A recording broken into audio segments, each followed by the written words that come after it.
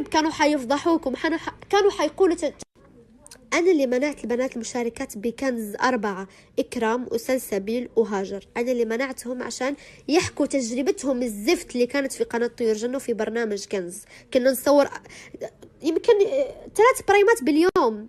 بتحرتوا علينا ولا شو؟ كنتوا بتحرتوا علينا زي البغال، زي الأبقار كنتوا تعملون لنا، زي الغنم.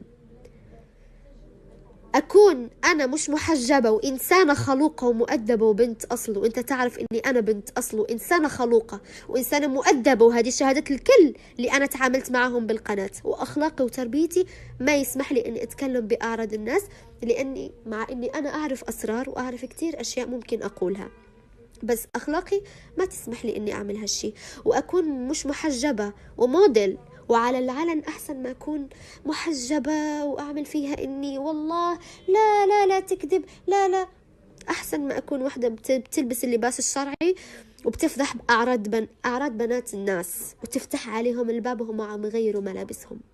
تناقض، والله هذا تناقض، والله تناقض. وهذا كان توضيح لعدة أسئلة. ليش تركتي طيور الجنة؟ ليش ليش ليش ليش؟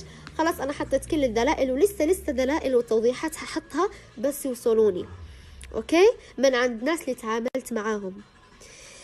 ولولا أنت احترمتني، لو أنت احترمتني وقدرتني وما تكلمت عني، ما كنت أنا حتجرأ وأتكلم عليك.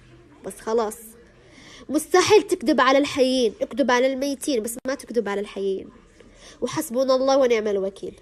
لما فتحت علينا الباب أمام الملأ والكل شافنا، أنا دبيت شنطتي وطلعت برا الاستوديو. قلت لهم أقرب طيارة رايحة على المغرب بروح فيها هلا، ما عاد ما بدي أبدا أكمل البرايم ولا بدي أصور أي شيء، خلاص بدي أروح على الأوتيل وأروح على المطار أرجع لبلدي.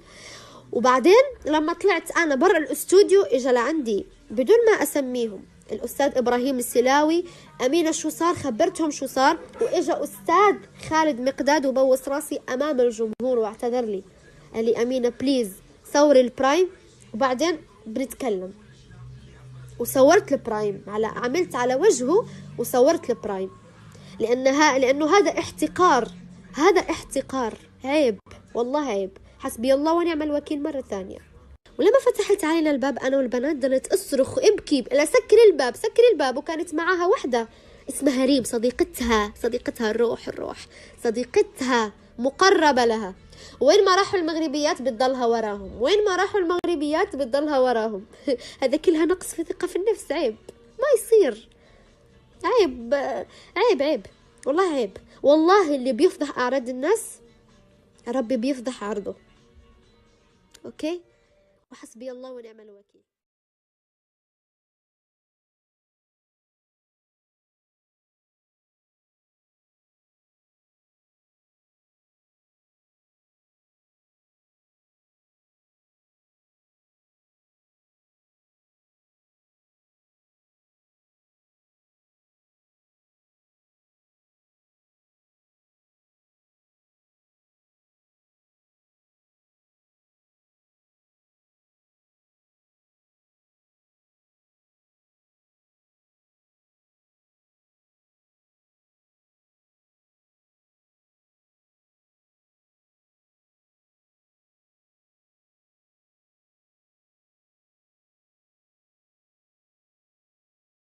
وهذا أول دليل، وركزوا لي على التاريخ 16 ديسمبر 2017. هو غادي نسني عقد مع شركة إنتاج، وطبعا غادي يولي عندي ستايل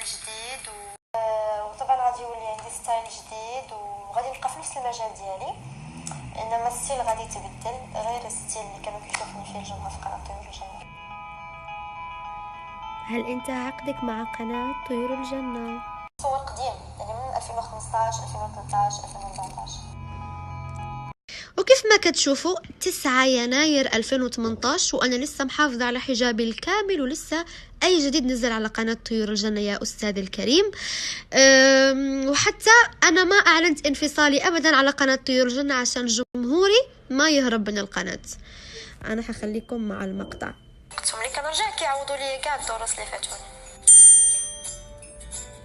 انا ما انفصلتش على طيور الجنه وما كنتش دايره معاهم عقد.